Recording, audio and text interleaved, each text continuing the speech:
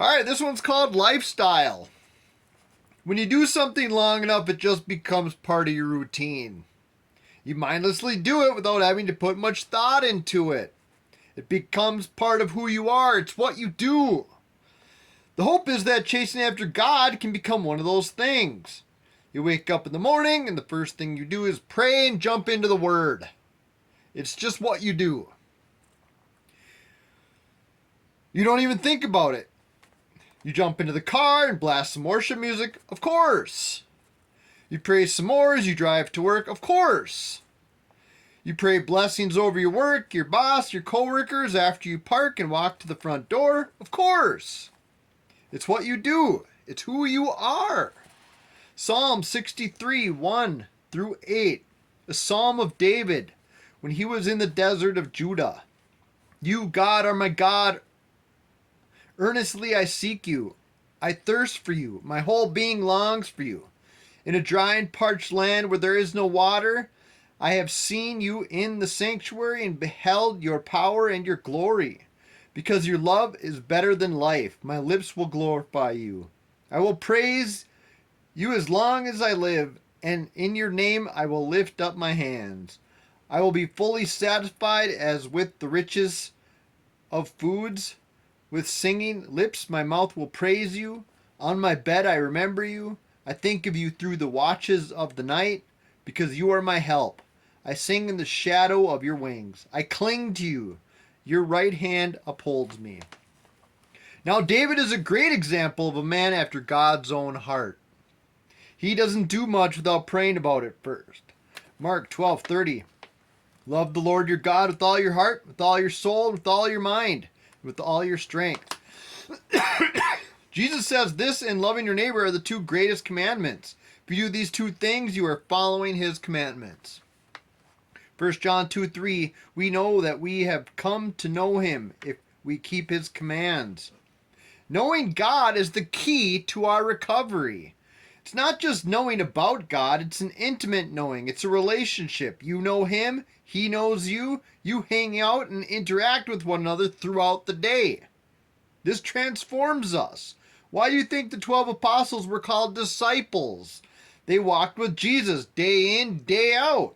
They were being discipled. We have that same invitation right now, today. Like any relationship, you get out of it what you put into it. You reap what you sow. Matthew 7:21 through 23. Not everyone who says to me, Lord, Lord, will enter the kingdom of heaven, but only the ones who does the will of my Father who is in heaven. Many will say to me on that day, Lord, Lord, did we not prophesy in your name, and in your name drive out demons, and in your name perform many miracles? Then I will tell them plainly, I never knew you. Away from me, you evildoers. Now that's worst case scenario. Everybody in this room is known by Jesus intimately. But there is more. And you don't get it by reading the Bible a few times a month and praying every now and then. It's a complete transformation of who you are. It's a 100% new identity, a new creation.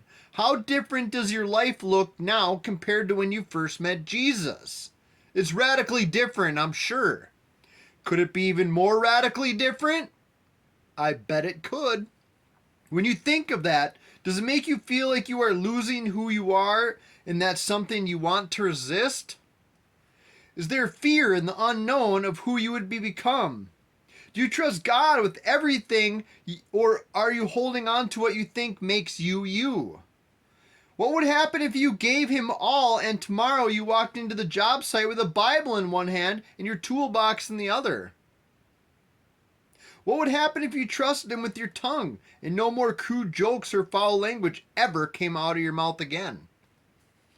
Do you fear what people might think of you? Is there part of you that is scared of being rejected if you become too Christ-like? Stop listening to the lies of the devil. The more radical your change, the brighter your light. The more Christ-like you become, the more your unsaved family, friends, and coworkers are drawn to you. They aren't repulsed by the love of Christ. They want what you have. The more radical your transformation, the more real Jesus becomes to those that are watching. And they are watching. Ephesians 4:24, and to put on the new self, created after the likeness of God in true righteousness and holiness. Colossians 3:10, and have put on the new self, which is being renewed in knowledge after the image of its creator. I remember being so struck by people in high school that just were so courageous for being true to themselves. Completely just putting it all out there. They were picked on, they were teased, they were bullied. They were undeterred. They knew who they were, and they weren't going to let the rest of us fakes and phonies keep them from being true to who they were. They were authentic, and there was nothing anybody was going to do about it. I'm sure they were afraid. They had to be sad. Not sad or afraid to the point of letting it change them, though. I'm guessing they actually felt kind of sorry for everyone that was playing the games.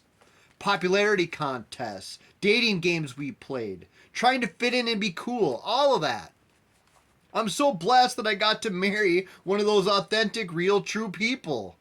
Mary tells stories of bringing her Bible to school. I'm not sure what feelings that brings to your mind. Like, does it make you want to snicker or what?